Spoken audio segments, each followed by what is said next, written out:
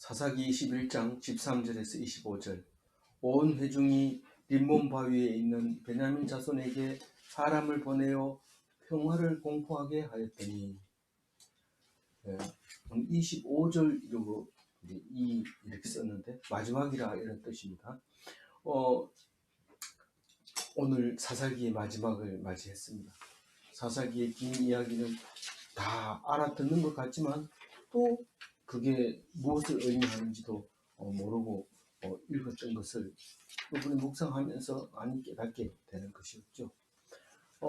왜냐하면 한자 한자가 과거로 쓰여졌느냐, 몇인칭으로 쓰여졌느냐, 복수로 쓰여졌냐, 단수로 쓰여졌냐, 뭐 이런 것을 가지고 굉장한 내용을 뒤에 숨겨 놓았는데, 또 반복하면서도 조금씩 다른 부분이 있는데 그게 어떤 의미가 있었느냐, 또 지명에 있어서도 여러 가지 한 곳을 놓고 여러 가지로 말하고 있는 것을 보면서 무엇이 우선이고 누구 편에 서서 말하고 있는가 하는 것을 자세하게 묵상하면서 읽었던 것을 기억합니다.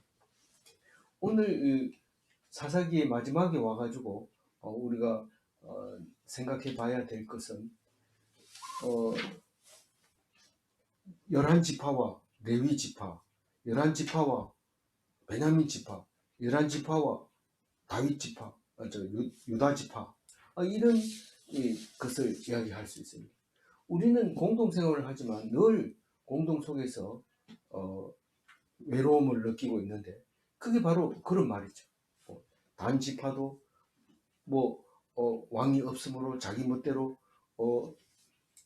이사를 그 영원한 기업으로 준 그 땅을 차지하지 못하고 북쪽으로 이주해 가는 그런 이야기라든가, 또 이 베냐민 지파는 사실 오늘 읽어보면은 상당히 세력이 세었던 것 같아요.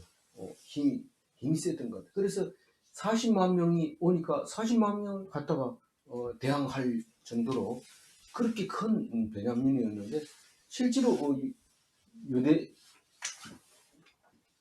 유대교 입장에서 쳐다보면은 베냐민은 아예 이름도 겨우 나올까 말까 할 정도로 아주 허약한 족속이 지파가 되었는데, 그래서 우리가 읽어보면 우리 유대교에서 예수님이 오셨는데 그 예수님을 믿고 있는 우리 기독교 입장에서 보면은 베냐민은 쉽게 얘기해서 무시할 정도로 작은 그런 지파라고 말할 수 있습니다. 유다는 굉장히 커 보이는 그런 지파입니다.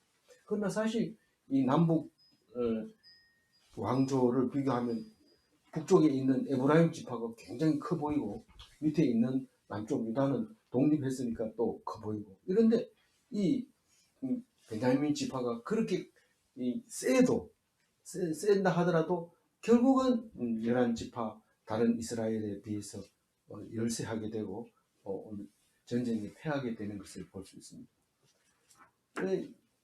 이 이스라엘 백성이 베냐민을 사실은 그 동성연애하는 거, 그 사람들을 동성연애 실패하니까 그냥 여자를 성폭행 해가지고 그냥 죽음에 이르기까지 해버렸을 때에 그 동성연애하고 사람을 죽인 그 사람들만 주면은 우리가 징벌을 하고 그리고 넘어가겠다. 그랬을 때 우리는 하나다 이러면서 베냐민이 동일하게 40만 명을 데리고 딱 나타났을 때 오늘 이게 이제 문제가 터지게 되는 거죠. 싸움이라고 하는 것은 둘 중에 하나가 이기는 것이 끝나는 거죠. 그래서 싸움이 일어나면 둘 중에 하나는 멸망하는데 다 알죠. 다 알죠. 그렇지만은 내가 그냥 사느니 싸우다 죽겠다. 그런 생각으로 싸우는 거죠. 우리가 부부싸움 할 때도 이렇게 살려면 안 사는 게 낫겠다. 그런 생각하니까 물불을 안 가리고 싸우는 거죠. 근데 싸움이 끝난 뒤에는 상황이 완전히 달라지죠. 거기서 완전히 누가 죽든지 누가 살든지 하면은 되지만 둘 다 안 죽습니다. 그리고 결정했는 것이 나중에 큰 문제를 일으키게 되는데 그게 사사기의 문제죠.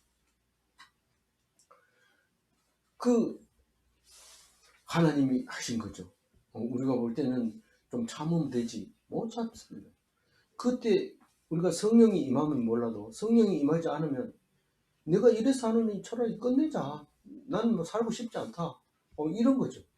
사이 좋을 때는 우리 평생 늙지 않고 같은 날 1시에 죽자 이러면서 꼭 껴안고 있는데 딱 사탄이 들어가면 이거 뭐 니 죽고 내 살자 이렇게 하는데 상처가 크죠. 뭐 그런 사람이 있지 뭐 아무나 그렇습니까? 아무나 그렇습니다. 이 사사기는 지금 아무나 그렇다고 얘기를 하는 건데 아무나라고 하는 것은 누구나 믿을 수 있지만 아무나 믿을 수 없는 그 신앙이 바로 믿음이 있는 사람에게만 그런 이야기가 해당되는 거죠. 그래서 오늘 그렇게 했을 때 집안이 엉망진창이 되어버렸을 때 이 수습하는 일을 우리가 얘기를 해야 돼요. 오늘 13절에 보면 림몬바위가 나오는데 이 림몬바위는 첫째 날, 둘째 날 싸울 때에 이 이스라엘 백성이 집니다. 져가지고 40만 명 모인 데서 10분의 1만 출전하자 이래가지고 4만 명이 출전을 했는데 첫째 날, 둘째 날 합해서 다 죽어버립니다. 다 몰살을 해버립니다. 그래서 세 번째 날에 울면서 화목제를 드리면서 모여가지고 하나님 앞에 기도해서 하나님께 물어봅니다. 올라갈까요? 올라가라는 거. 올라가. 그래서 이스라엘 백성은 베냐민을 향해서 올라가는데 그냥 올라가지 않고 하나님께서 주신 지혜대로 매복을 하고 숨어서 어제처럼 거제처럼 이스라엘 백성이 집니다. 얼마만큼 져요? 30명 정도 죽습니다. 그리고 빨리 제때 후퇴를 합니다. 그럼 베냐민 사람들은 야, 이 사람 오늘 또 승리다 이러면서 팍 달려가면서 도망가는 등에다가 막 공격을 퍼부어대면서 따라가죠. 그리고 그럴 때 어떤 생각이 들어요? 이제 도망가는 놈은 잡아도 되고 놔둬도 된다 이런 생각으로 그냥 따라가는 만큼 따라가는데 그게 함정이 딱 걸립니다. 우리가 생각에 상식적으로 이렇게 살아가다 보면 상식적으로 살던 사람은 갑자기 곤란에 빠질 때가 많습니다. 우리 이제 오늘 묵상하고 나면 요엘서를 묵상하게 됩니다.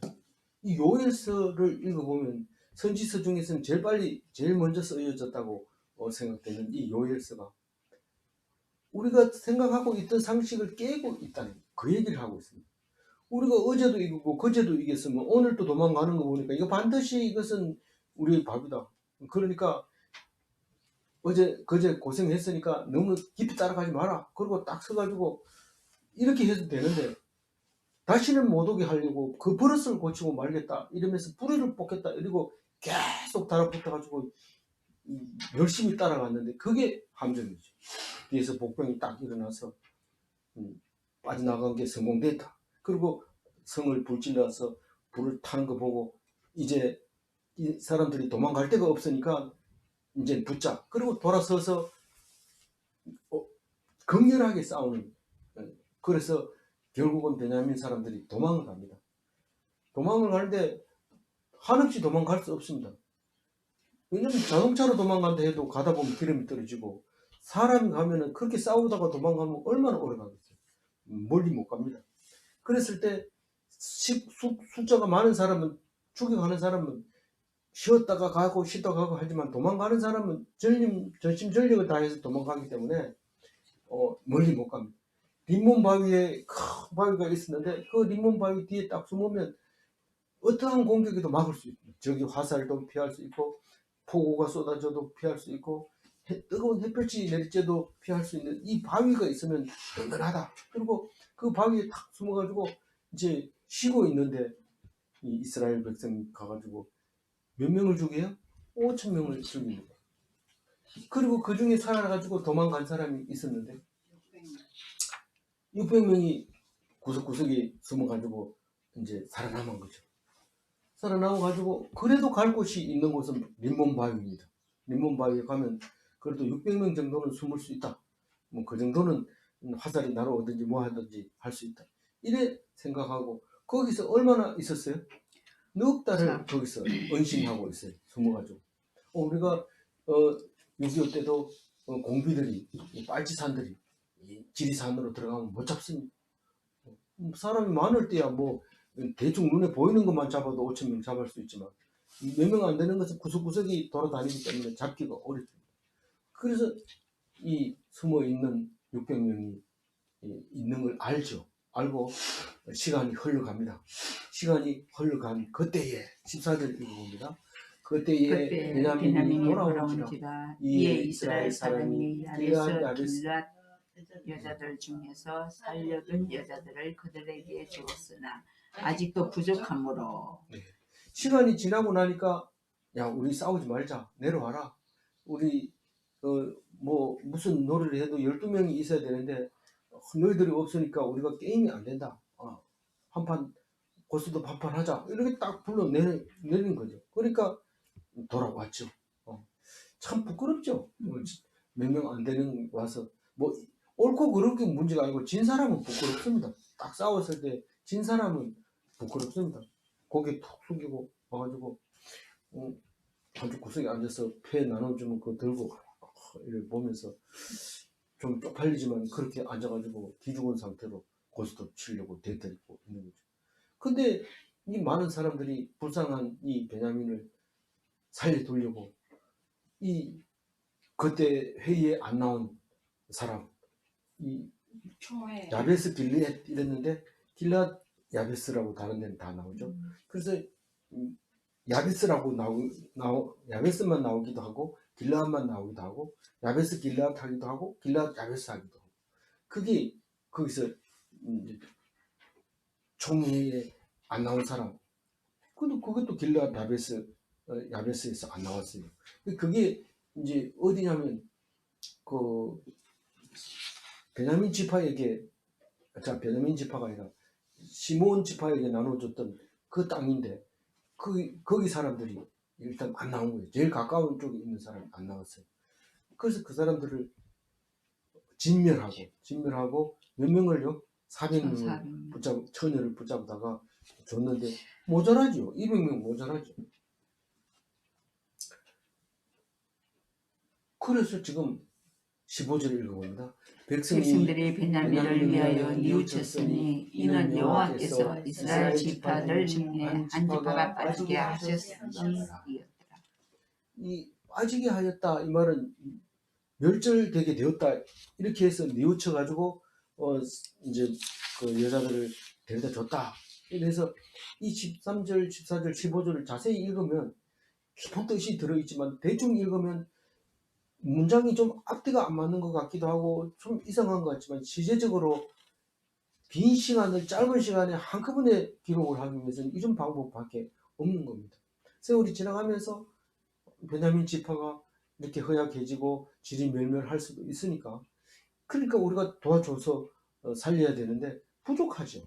그 400명 가지고는 뭐 남들은 몇백 명씩 났는데 이제 뭐 몇 명 나가지고 이거는 이제 잘못하면 사라질 가능성이 있기 때문에 우리는 지금 어떻게 했으면 좋겠느냐. 혼자 사는 사람도 많다. 남자 몇 명 되지도 않는데 혼자 산다. 이러면 안 된다는 그런 생각을 가지게 됐습니다. 그래서 우리는 이게 살려놔봐야 겨우 살리는 거죠. 우리 인간이 살려봐야 겨우 살리는 거예요.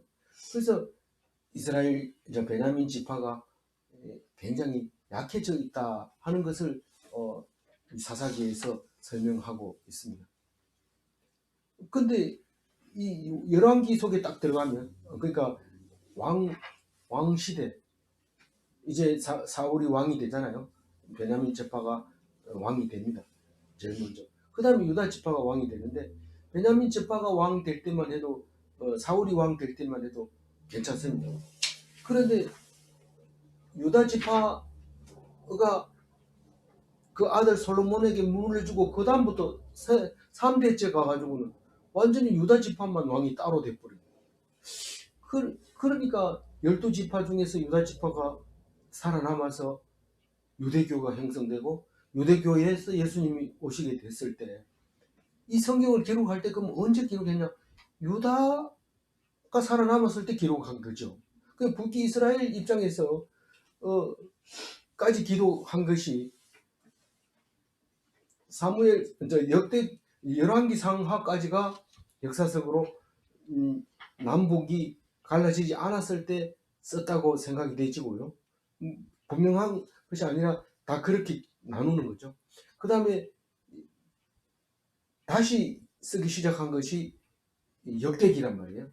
역대기부터 에스라, 느헤미야 여기까지가 이제 유대교가, 그러니까 북이스라엘이 멸망하고 남유다만 살아남아서 바빌론 포로 갔다 오면서 기록하기 시작한 것이 유대교 입장에서 쓰여진 성경이기 때문에 역대기와 상하와 에스라와 느헤미야 이렇게 하면 유대교만 남았을 때 쓴 역사책으로 볼 수 있는 거죠. 그러면 그 앞에 것도 사실은 유다 지파가 살아남아서 쓴 것이지만은 다시 쓴 것이 역대기입니다. 그러니까 역대기 1장 1절부터 창세기 1장 1절이 나와요. 그것부터 쭉 다시 쓴 거죠.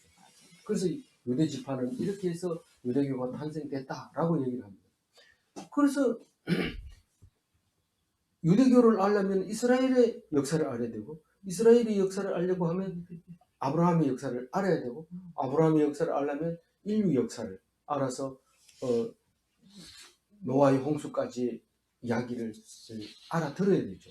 우리는 예수교이기 때문에 예수교를 알려면 유대교를 알아야 되기 때문에 우리는 지금 이 성경을 보고 있는데, 지금은 이스라엘의 하나님을 역사를 공부하고 있는 거죠. 보고 있는 거죠.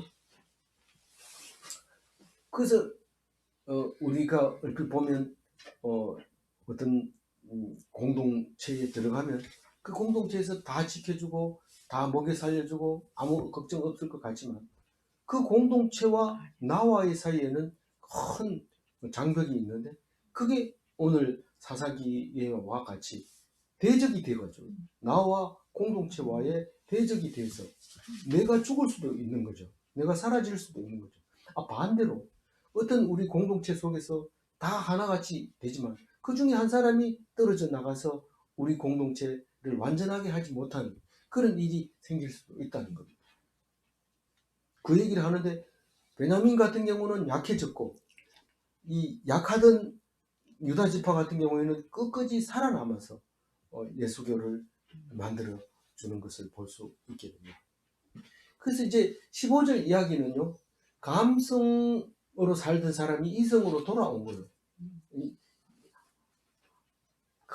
기분 좋은 대로 살다가 이제 말씀으로 돌아왔다, 이렇게 생각을 하면 되죠.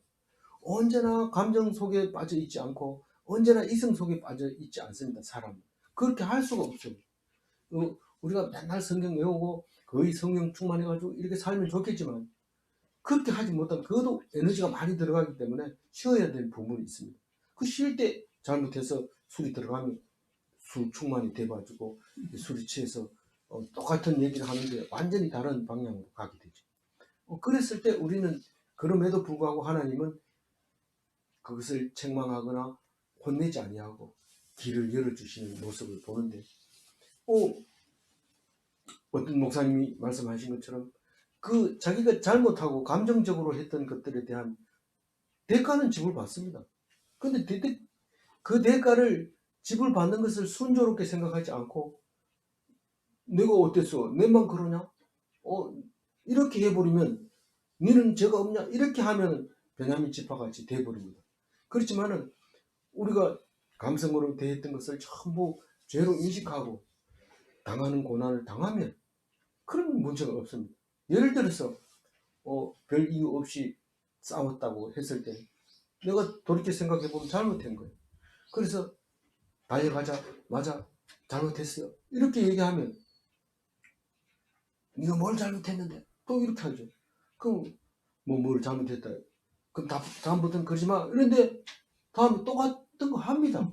그렇기 때문에 그렇게 성경적으로 하려면 내가 싸우고 난 뒤에 내가 잘못했다고 생각이 되지면 그냥 그것 때문에 아내가 밥을 안 해주면 굶으면 되고, 잘못했다고 얘기하기 전에 안 해주면 굶고 가까이 안 하면 가까이 안 하는 대로 견뎌야 되죠.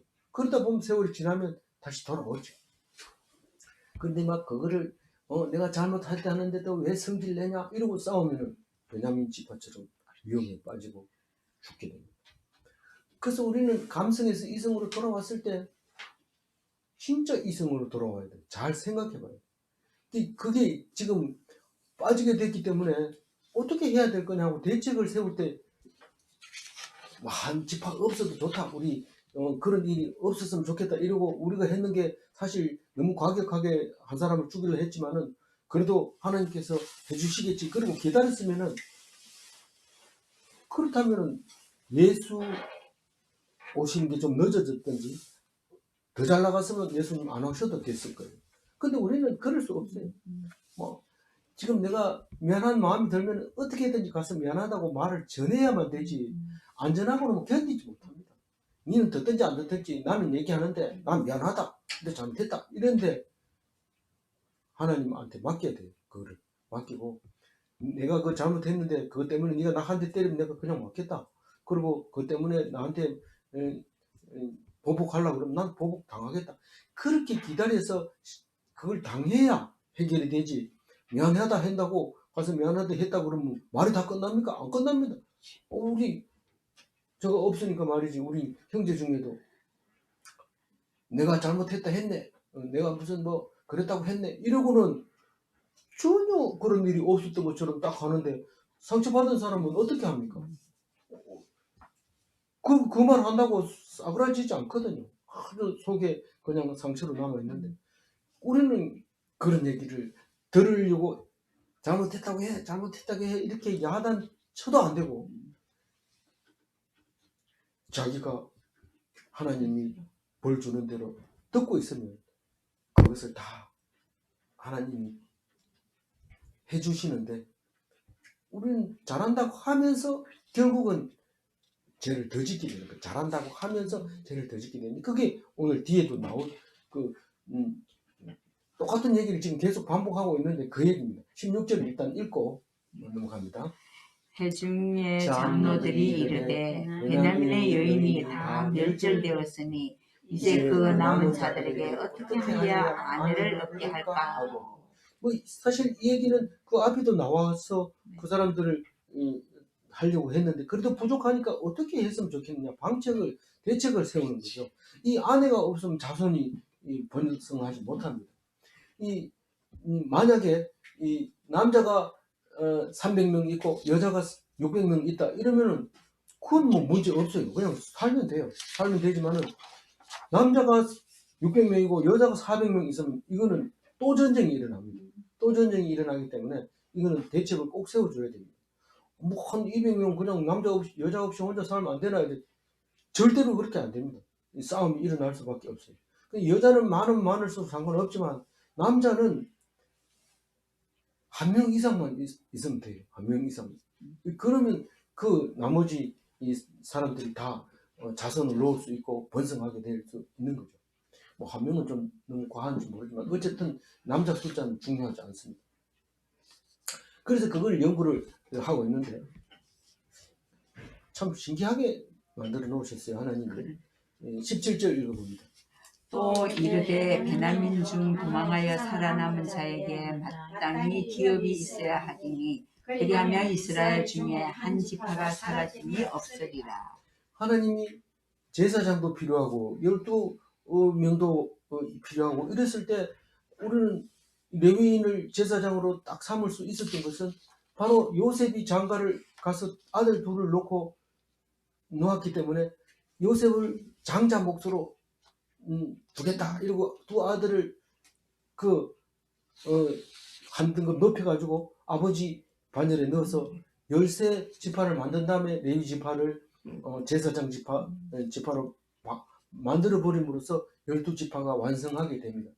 그래서 이 12이라고 하는 것에 대해서는 꼭 머릿속에 들어있는 거죠. 한 타스, 한 12.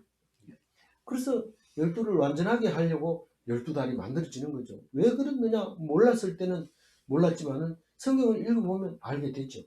그리고 12시를 만들어 놓고 그리고 이 12명 중에 유다가 죽어버렸을 때 그냥 두지 않고 막바로 제비 뽑아서 12명을 채워 넣는 것을 볼 수 있습니다. 우리 12이라고 하는 게 그렇게 중요하냐? 이게 아니라 성경은 우리에게 뭔가를 메시지를 가르쳐 주는데 완전한 것을 말하라. 이랬을 때 12를 얘기하고 있는 것을 볼 수 있습니다. 그래서 한 사람이 만약에 베냐민 지파가 멸절되면 그러면 만들어내야 되는데 그보다는 그 씨앗을 살려주는 게 더 좋기 때문에 살려놓게 하는 것이죠. 그래서 억지로 해서 살립니다. 편법으로. 그런데 이게 이 12지파가 무슨 뜻입니까? 영원히 하나님이 기업으로 준 땅에서 영원히 뿌리 받고 살으라고 준 겁니다. 근데 사람 보니까 그게 아니야. 단 지파도 그 자리가 제비 뽑은 땅이 자기 땅이 아니고 이삭 갚으리고, 그리고 잘못하면 베냐민 지파도 지금 멸절될 상황이고, 이러기 때문에 땅을 기업으로 준 그 요단강 건너가서 적과 꿀이 흐르는 영원한 기업은 그 우리가 찾던 기업이 아니야. 그걸 알게 돼요. 그래서 결국은 이게 어디까지 오느냐면 말씀이다. 그리고 말씀을 못 알아들으니까 예수님이 직접 오셔가지고 말씀이 육신이 되어서 오셔가지고 너희들이 성경에 쓰여져 있는 게 나를 쓴 것인데 너희들이 지금 못 알아듣기 때문에 실제로 볼 수 있는 거, 만질 수 있는 걸 그렇게 내가 하나님이 직접 사람이 되어서 왔다. 그렇게 일을 하면서 우리 이 성경을 열심히 읽지만은 이것은 예수님이 옴으로써 완성된 거지, 이게 구약만 딱 잘라가지고 그거 달달달 외운다고 해서 구원을 얻는 게 아닙니다. 예수님이 오셔가지고 너희들이 구원 얻으려고 성경을 상고하거니와 묵상하거니와 그 성경은 나를 쓴 것이다 이렇게 얘기할 때 무슨 말인지 못 알아들었죠. 야, 말씀이 어떻게 사람이 되냐? 네가 따지는 거 보니까 믿음이 없구나. 이 성경은 사실이 진실이 아니라 사실이 아니라 믿음이다. 성경은 사실이 아니라 믿음이다. 이렇게 얘기를 할 때 곧방 뛰고 다 도망가죠. 그래서 진짜 믿는 사람은 몇 명 안 됩니다. 18절 읽어봅니다. 그러나 우리가 우리의 딸을 그들의 아내로 주지 못하리니 이는 이스라엘 자손이 맹세에 이르기를 딸을 베냐민에게 안긴으로 주는 자는 저주를 받으리라 하였음이로다 하니라. 이게 이제 맞는 법이죠. 우리는 11지파는 베냐민 지파에게 딸을 주지 않기로 결정을 합니다. 그리고 망치 딱 뚫어들으면 그걸 바꿀 수 있는 사람이 없습니다. 그 법이기 때문에. 그래서 이 법이 잘못됐다. 잘못될 수 있죠. 사람이 만든 거니까. 그럼 그걸 고쳐야 됩니다. 그럼 고치고 나면 또 딴 게 또 문제가 생깁니다. 그래서 밤낮 없이 법을 고치는 게 누가 해요? 국회의원들이 하잖아요. 국회의원들이. 맨날 앉아가지고 법을 따지다가 어떤 때는 게을리하죠. 게을리하기도 하고, 어떤 때는 자기한테 불리하면 반대하기도 하고, 자기한테 유리한 게 있으면 막 큰 소리 쳐가지고 통과시켜버리고, 이렇게 되는 것이 지금 이제 국회인데, 그렇게 하지 마라, 그렇게 하지 마라, 네 뽑아줄게, 네 그래 하지 마라 이러는데, 알았다, 내가 가면 안 그럴게 이러면서 가자마자 바로 법을 자기 편에 유리하게 막 하면서, 또 이 법을 바꾸자마자 정보를 흘려서, 정보 흘리기 전에 자기가 하죠. 자기가 막 그 법을 이용해서, 야, 여기 법이 곧 바뀔 텐데 여기 땅 사놓으면 땅값 올라간다, 이런 거죠. 땅값? 그거는 아주 기초적인 거고, 그거 말고 무슨 기업을 만들어 준다든가, 또 기업을 지원해 준다든가, 조건을 만들어서 내가 아는 기업의 조건에 맞춰서 그 사람들을 지원해 준다, 이런 법들이 자꾸 생길 때 이 권력의 유착이 안 생기면은 성공하지 못하는 기업들이 생겨나. 거꾸로 얘기하면 권력에 연결이 되어서 성공하는 기업들이 많죠. 아주 또 오래 가는 기업들도 많습니다. 그중에 굉장히 성공하는 사람들도 많습니다. 상당히 커지기 때문에 뭐 우리가 말할 수 있는 건데, 근데 이제 오늘 이 법을 딱 공포를 함으로써 이 한 지파가 살아나는데 굉장히 장애를 일으킬 수 있습니다. 다시 말해서 11지파는 지금 딸이 넘쳐나고 시집 못 간 딸도 막 생기고 있는데, 이쪽에는 총각들이 그냥 늙어가는, 200명이나 늙어가는 그런 상황에 들어가게 됩니다. 물론 한 남자는 여러 여자를 얻을 수도 있겠죠. 그렇지만 기본적으로는 한 남자에게 한 여자만 얻어가라. 이 법을 지금 이 편법으로 만들어내는데 그렇게 말합니다. 그래서 앞에 있는 법을 폐지하지 못합니다. 그것 때문에 곤란을 겪게 되죠. 왜 그런 법이 생겼을까요? 악법이라고 하죠. 이걸 악법이라 하는데 왜 이 악법이 생겼을까요? 이 감정적으로 만들었기 때문에 제정신이 아니고 지금 현실에 입각해서 딱 만들다 보니까 그게 그만 걸림돌이 되는데 그게 자성자박이죠. 너무 강력하게 법을 만들었기 때문에 그렇습니다. 그래서 하나님 앞에서 생활할 때는 그 법보다는 은혜로 살아야 됩니다. 법은 성경 속에 충분합니다. 이 성경에 있는 법으로 충분합니다. 무슨 뭐 누구랑 간음할 성행위를 하지 마라, 누구랑 뭐 하지 마라 이런 것들도 다 나와 있지. 그 하면 왜 안 돼? 이러는데 성경을 갖다 대야지 되지만 성경도 없고 그러면 이게 뭐 짐승보다 나은 게 하나도 없대. 사람 다 똑같죠. 그런데 성경에 나와 있기 때문에 못하는 거예요. 그래서 감정으로 뭔가를 자꾸 법을 만들어내기 때문에 감정을 빼고 이성적으로 생각해야 되는 법이 성경에서 나와 있기 때문에 우리가 아무리 화가 나더라도 성경에 맞춰가지고 살아가야 돼요.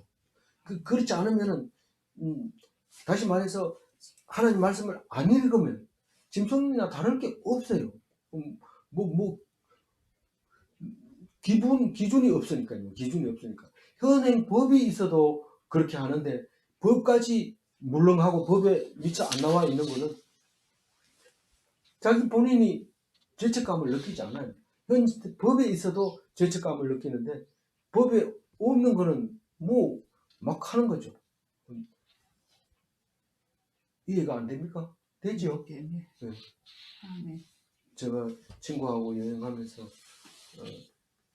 심심하면 그 얘기했는데 소변 금지 해놨는데 오줌 누다가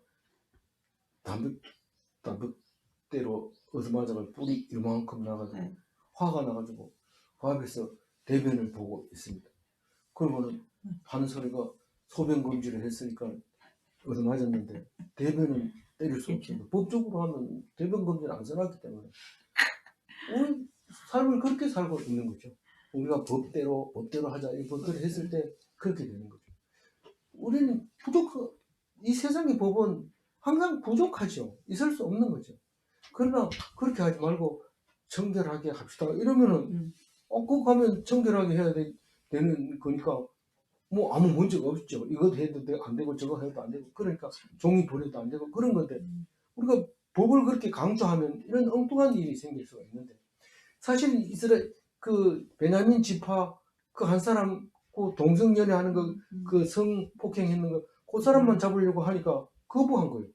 베냐민 지파 왜 니들이 내 땅에 와가지고 그런 짓 그랬느냐. 그리고 사람 죽을 수도 있는 거지. 그 사람을 각을 떠서 보낸 게 말이 되냐. 그리고 내가 베냐민 지파 입장에서 성경은 잘 모르지만은 제사장이 레위인이 그 첩질해도 되는 거야. 뭐 이러고 뭐 따질 수도 있는 거죠. 근데 벌을 조금 주려고 했는데 말을 안 들으니까 사실 말 들어야 돼. 베냐민 입장에서는 그게 비록 내한테는 불리하고 옳지 않지만 그래서 순종해야 되죠. 다 이렇게 생각하는구나. 잘못했다. 이래야 되는데 너무 세게 나간 거예요. 이쪽에서. 레위인이 그냥 각을 떠서 그 소 잡을 때 그 각을 떠서 번제 드리는 거 맨날 각을 떠서 번제 드리니까 이 칼질이 그냥 엄청 빠르죠. 그 자격증이 있잖아요. 몇 분 내에 소 한 마리를 다 분해하는 그 자격증이 있더라고요. 얼마나 칼질이 빠른지 아주 정확하게 싹 분해해서 뭐 무슨 살 이렇게 탁 나눠가지고 딱 완료했을 때 시간 몇 분 걸리니까 자격증 딱 주고 뭐 이렇게 하는데 그런 제사장은 레위인은 그런 거 잘하죠. 이 사람을 막 그렇게 해가지고 줬으니까 그리고 이 레위인은 사회적인 지위라면은 이제 위험이죠. 지위도 있고 그러니까 말의 권위도 있고 그런데 사람을 그렇게 했는 것을 딱 보면서 사람들이 돌아서 딱 왔을 때 그 좀 손해를 보더라도 남의 손해를 끼쳤으면 손해를 좀 보더라도 참고 순종하면 되는데 그걸 못 참아가지고 40만 명 데리고 나와가지고 싸우다가 결국은 벌 주려고 하다가 멸종시키려고 해버린 거예요. 완전히 죽이고 여자까지 주지 말자 이렇게 해버리면 완전히 멸종한 거예요. 그래서 이기적으로 하는 것은 자멸입니다. 내 혼자 이제 끌어모으면 죽습니다. 무슨 난리가 나면 제일 먼저 슈퍼마켓에 라면이 동이 난다 이러는데 라면 자기가 혼자 다 가져갔다 합시다. 그 먹을 것이 없어 다른 사람이 며칠을 굶는다고 합시다. 그런데 자기가 그 라면이 자기 입으로 들어갑니까? 그건 불가능한 일이에요. 오히려 그런 일이 생기면 자 초연하게 앉아서 하나님이 어떤 메시지를 주시는지 기도합시다. 하나님이 왜 이런 일을 주십니까? 물론 옆에서 네 기도한다고 되나? 지금 빨리 가서 라면 한 그릇 가져와야지. 오늘 저녁 먹지. 안 그래도 다이어트 하려는데 오늘 좀 굶죠. 뭐 이러면은 하나님이 또 좋은 생각을 줄 수도 있어요. 근데 그렇게 안 합니다. 배 들고 막 그러니까 이거 뭐 벌을 좀 주려고 하니까 말을 안 들으니까 죽여버려요. 멸하려고 했던 그 맹세가 결국은 자기들이 심판자가 된 거예요. 사실 이스라엘 백성은 심판자로 하나님이 주질 않습니다. 자기 백성에 대해서는 하나님께 맡겨야 되죠. 근데 자기들이 너 이런 거는 버릇을 고쳐놔야 돼. 이러면서 탁 완전히 말살시켜요. 결국은 그게 바로 죄가 되버린 거예요. 이스라엘 백성이 죄로 말미암아 한 지파가 멸하게 되어지는 그런 모습을 18절에서 볼 수 있는 거예요. 그래서 영국에서 낸 게 뭡니까? 19절 읽어보면 또 이르되 보라 베델 북쪽 르보나 남쪽 베델에서 세겜으로 올라가는 큰 길 동쪽 실로에 매년 여호와의 명절이 있도다 하고 이 네 개의 지명이 나오는데 르보나는 여기서 처음 나오기 때문에 하나밖에 안 나오기 때문에 뭐 이제 우선 그냥 그렇게 놔두고 베델 북쪽이 르보나고 르보나 남쪽이 베델이고 이거 같은 말이에요. 베델 북쪽 르보나 남쪽 베델 이렇게 해놨어요. 그리고 그 베델에서 세겜으로 올라가는 큰 길. 그 세겜은 베델과 세겜이 그 지도에 나와 있죠. 오른쪽에 요단강이 있고 그리고 그게 전부 산지예요. 높은 산이에요. 그래서 산으로 쭉 이렇게 가다 보면 오른쪽 편으로 약간 끼우쳐서 요단강 쪽으로 실로가 있습니다. 그 실로에 하나님의 집이 있었고 사무엘도 그 집에서 근무를 했고 사무엘 앞에 엘리 선지자도 실로에서 근무를 사역을 한 거였는데 그게 성막이 있던 곳이 아닌가 그렇게 생각이 되어지죠. 그래서 나중에 성막이 기브온으로 갔는지 그래서 그 다윗의 아들 솔로몬이 거기서 일천번제를 드렸는지 그것은 정확하지 않지만 그림으로 그리면 아마 그렇게 그려질 수 있을 것 같아요. 근데 그 실로에서 명절 때마다 이제 그 여자들이 춤추러 가요. 춤췄다는 것보다는 거기서 이제 그 여러 사람들이 집회를 총회를 하고 있는데 오늘은 즐겁게 하는 오빠 무대에 나오겠습니다. 이러면 탁 아가씨들이 나가서 춤추는 거죠. 그게 이제 이 명절이 있도다 하고 이제 얘기를 하는 거죠. 20절 읽어봅니다. 베냐민 자손에게 명령하여 이르되 가서 고도원에 숨어서 그 아가씨들을 잡아오라 이런 뜻이죠. 그거를 우리 말로 하면 보쌈해와라 이런 뜻입니다. 그 21절 읽어봅니다. 보다가 실로의 여자들이 춤을 추러 나오거든 너희는 보도원에서 나와서 실로의 딸 중에서 각각 하나를 붙들어 가지고 자기의 아내를 삼아 베냐민 땅으로 돌아가라. 이 실로하고 베냐민하고 땅하고 뭐 거리가 길어야 20km 정도 되는 것 같아요. 왜냐하면 베델에서 예루살렘까지가 16km 정도 된다고 하니까 이 세겜 땅은 아주 여러 가지 기록이 남아 있지만은 이스라엘의 중심입니다. 다한에서 브엘세바까지 딱 중심이 되고 요셉이 해골을 거기다가 묻어서 므낫세가 이제 그 땅이 차지하게 되는 그런 땅인데 뭐 돈 주고 샀다고 하기도 하고 또 빼앗아 샀다고 하기도 하고 그런 게 세겜인데 세겜에서 그 디나 사건 때문에 부끄러워 가지고 이제 베델로 올라가자 이러고 이제 올라가는 이야기가 나오는데 베델이 그만큼 이제 지대가 높고 세겜이 좀 낮다 이렇게 보면 됩니다. 이 세겜은 양쪽에 거리심산, 에발산이 있어서 그 저지대가 세겜이라고 보면 됩니다.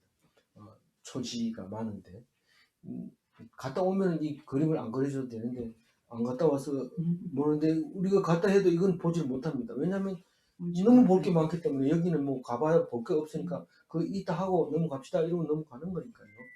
보지 못해요. 이 그래서 허락을 해주는 거죠. 이것은 성문법이 아닙니다. 불문법입니다. 그러니까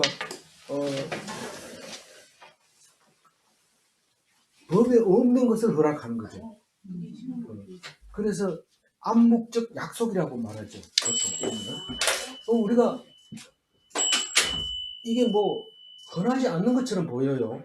이렇게 숨어서 이렇게 하는 것을 우리가 상당히 지금 이런 게 이런데 안 살려고 하고 이렇게 안 하려고 무척 애를 쓰죠. 정식으로 선을 봐서 안을 이렇게 얻으려고 하지만 사실 이 암묵적인 그 약속이 굉장히 많은데 일반 회사는 안 그러겠지. 법대로 하겠지. 안 그렇습니다. 그래가지고 투쟁을 할 때 뭐라고 합니까? 준법 투쟁을 해요. 준법 투쟁. 6시 딱 되면 이렇게 벤치로 나사를 돌리다가 6시 땡치면 그냥 놓고 집에 오는 거예요. 이게 이제 준법 투쟁이죠. 우리는 법대로 사는 것 같지만 사실 법대로 안 살죠. 그리고 지하 경제 없으면 경제 무너집니다. 지하 경제가 바치는 게 엄청나거든요. 그거는 뭐 실명제도 아니고 또 어떤 데는 불법으로 돈을 거두기도 하고 이렇지만 그걸 다 경제로 인정하고 모른 척하고 내버려 두는 거죠. 근데 그게 커지면 안 되죠. 그래서 어떤 나라 같은 경우는 그게 오히려 원래보다 더 커서 지하 경제가 더 커서 경제를 컨트롤하지 못하는 정권을 하지 못하는 경우가 있습니다. 그런데 어쨌든 베냐민 지파에게 불문율을 적용하는 이야기를 하고 있습니다. 어떤 면에서 보면 죄를 유도하고 있는 거죠. 죄를 유도하고 비정상적인 방법으로 문제를 해결하고 맙니다. 근데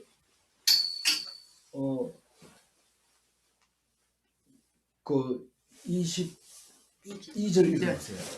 만일 그의 아버지나 형제가 와서 우리에게 시기하며 우리가 그에게 말하기를 청하건대 너희는 우리에게 은혜를 베풀어 그들을 우리에게 줄지니라. 이는 우리가 전쟁할 때 각 사람을 위하여 그의 아내를 얻어주지 못하였고 너희가 자유로 그들에게 준 것이 아니니 너희에게 죄가 없을 것임이니라 하겠노라 하며. 그러니까 딸 가진 게 죄죠. 딸 가진 게 죄. 할 말은 없어요. 뭐 이 사람들이 뭐 말을 이렇게 하는데 딸이 그냥 붙들려 가버렸는데도 그냥 이게 뭐 뻐꾸기 날아간 거나 마찬가지죠. 뱁새가 여기다가 예쁘게 키워서 좋은 데 시집 보내서 좋은 사위 얻어서 저녁마다 술 먹고 하룻밤 더 자고 가라 하룻밤 더 자고 가라 붙들고 앉아가지고 밤새도록 고소를 치면 더 재밌겠죠. 근데 그냥 가버리고 이렇게 붙들어가. 이 지금 왜 실로의 춤추러 나오나 그걸 생각해 보면 그 11장 40절에 그 입다의 딸 때문에 그 1년에 3일 나흘 4일씩 곡하는 게 있었어요. 근데 이제 뭐 여기는 지금 춤추러 나왔다 이런 것은 명절에 춤추러 나오는 거고 이거는 명절이라기보다 그 어떤 날에 애곡하는 것이었는데 우리도 옛날에 그런 게 많았어요. 댕기머리 해가지고 장포에 물 감고 5월달에 말이죠. 5월 단오날에 거네뛰기 대회하면 상품도 많이 주고 이런데 그때는 아가씨들이 막 있는 모양을 다 내가지고 가슴 뛰면서 이렇게 나타나죠. 그럼 뭐 남자들도 얼마나 그것을 또 기다리고 그날을 기다리고 또 있습니까? 빨리 나무 해다 놓고 그날을 기다리고 가서 또 쳐다보고 뭐 이런 그렇게 하는 거죠. 그 옛날이나 지금이나 똑같은 이제 그런 모습을 볼 수 있는데 그래서 뭐 그럴 수도 있는 거지 뭐 이러면서 넘어가는 게 필요악이다. 눈을 감아야 한다. 만약에 안 그러면 더 큰 문제가 생긴다. 베냐민 스스로 싸울 수도 있지만 그 사람들이 무기 들고 와서 우리를 진멸하고 여자를 빼앗아 간 게 낫겠냐, 빼앗아 간 거 모른 척하고 놔둔 게 낫겠냐. 이게 생각해 보는 거죠. 총회에 참석 안 했으니까 너들은 죄가 없다. 우리 앞에 집 앞에 차를 좀 대는 거 모른 척하고 놔두는 게 낫겠냐. 그걸 말려가지고 싸워가지고 앞뒤로 얼굴 안 보고 사는 게 낫겠냐. 이렇게 했을 때 그럼 암묵적으로 놔두는 게 나을 수 있기 때문에 놔두는 거죠. 뭐 이게 생활 속에 수없이 많이 들어 있습니다. 그래서 뭐 돈을 줘도 안 받고 나는 법대로 한다 이런 사람 앞에 그런 얘기하죠. 일급수에는 고기가 없어. 그러니까 적당히 해. 네, 받아. 이렇게 하죠. 그래서 받으면 탁탁 걸리는데 받지 말아야 되는데 그래도 그것을 받으면서 서로 내가 뭐 니한테 받은 것도 없이 해주냐 이런 소리 안 받고 안 하고 그냥 잘해주면 친절하다 그 사람인데 친절한 게 아니라 돈 다 받고 하는 거죠. 이거 호텔에 들어갈 때 그래 친절하는 이유가 돈을 받았기 때문에 하지 뭐 공짜로 그래 해준 사람 있습니까? 그러니까 뭐 다 돈 받고 해주는 거니까 친절하게 할 때는 그렇다고 생각합니다. 근데 실제로 그래요. 서해안에 가면 조수 간만에 차가 커가지고 갯벌이 많잖아요. 근데 그 갯벌을 이렇게 한 움큼 해다가 해묘경을 보면은 그 안에 엄청 많은 생명체들이 살고 있다는 것을 알게 되죠. 온갖 벌레들이 먹이 사슬로 가득 차가지고 있는데 그게 만약에 기름에 오염되거나 산소가 공급이 안 되면 썩어서 냄새가 진동하죠. 우리 그래서 이제 베냐민이 살리는 이야기를 끝에 가서 하게 된 거죠. 23절 읽어봅니다. 베냐민 자손이 그같이 행하여 춤추는 여자들 중에서 자기들의 숫자대로 붙들어 아내로 삼아 자기 기업에 돌아가서 성읍들을 건축하고 거기에 거주하였더라. 겉으로 보면은 이 회복된 베냐민이 불법으로 세워지는 성읍 같이 보입니다. 이 단 지파는 견디지 못해서 저 위로 북쪽으로 올라갔고 베냐민 지파는 겨우겨우 그렇게 힘세던 베냐민 지파가 망해서 억지로 세워지는데 그것도 쫄딱 망했는데 불법으로 지금 건축을 해가지고 살아가고 있다. 그 건축법상 불법이 아니라 그 성읍을 만들어가고 안 싸우고 그렇게 살 수 있는 것은 그렇게 허용해줬기 때문에 그렇다. 관용 정책, 너그러운 정책을 썼기 때문에 살아남았다. 안 그러면 그것도 못 살아남는다. 이렇게 얘기하거든요.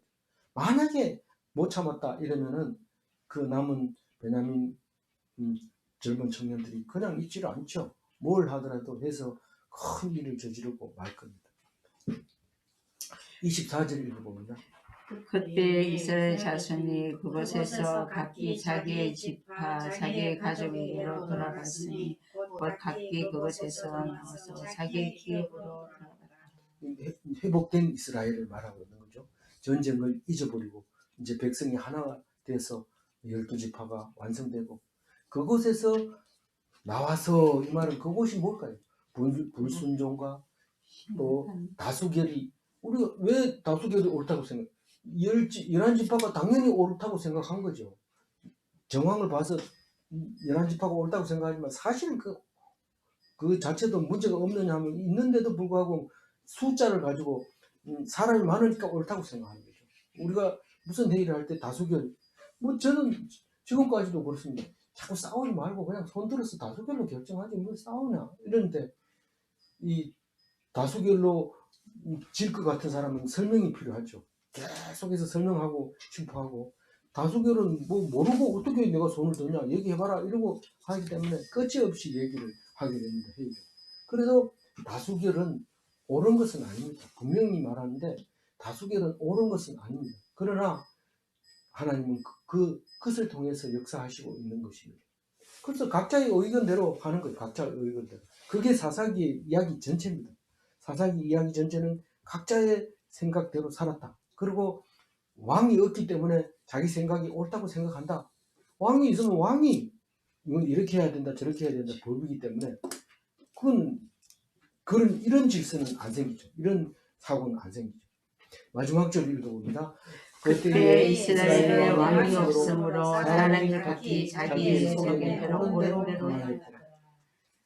왕이 없는 사사시대 이 얘기를 강조하는 이유는 앞으로 왕정시대가 도래할 것을 예고하고 있는 것이고, 이 왕이 없다는 뜻은 강자가 생존하는 시대다 이런 뜻이고, 힘이 있는 것이 법이다, 다수가 법이다 이렇게 했던 시대를 말하고 있는 겁니다. 그러면 앞으로 왕정시대가 오면 정말 좋을 거냐? 좋지 않습니다. 그렇게 왕을 세워달라고 그래가지고 사울 왕을 세웁니다. 내가 있지 않냐, 하나님이 왕이다 이래도 아닙니다. 눈에 보이는 왕을 달라는 겁니다. 그래서 왕을 세워놓고 결국은 못하게 되면서 하나님이 왕도 아니고 나다 이러니까, 그러면 이제는 왕이 필요 없고 하나님만 섬기자 이러고 성전을 꼭 붙들고 있었는데 성전이 무너지는 걸 보고 이 성전도 아니네요. 그럼 뭐냐? 말씀이 물은 붙으니까 눈에 안 보이는 거니까 말씀 가지고 안 되는 거예요. 그래서 400년 뒤에 예수님이 오시는 겁니다. 오늘 18절 가지고 제가 정리를 합니다.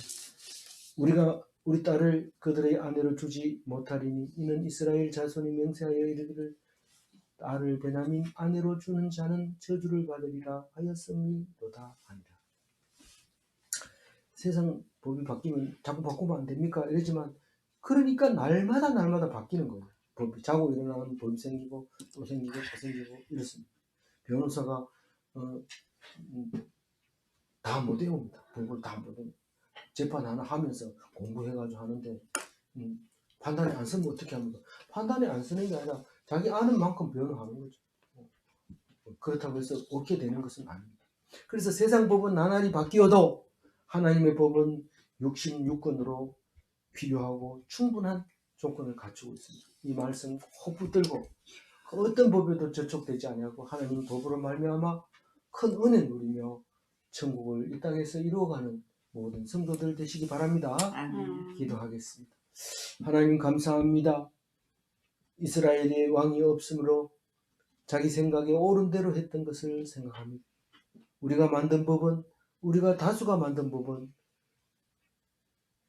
힘이 만든 법은 결코 완전하지 못한 것을 압니다.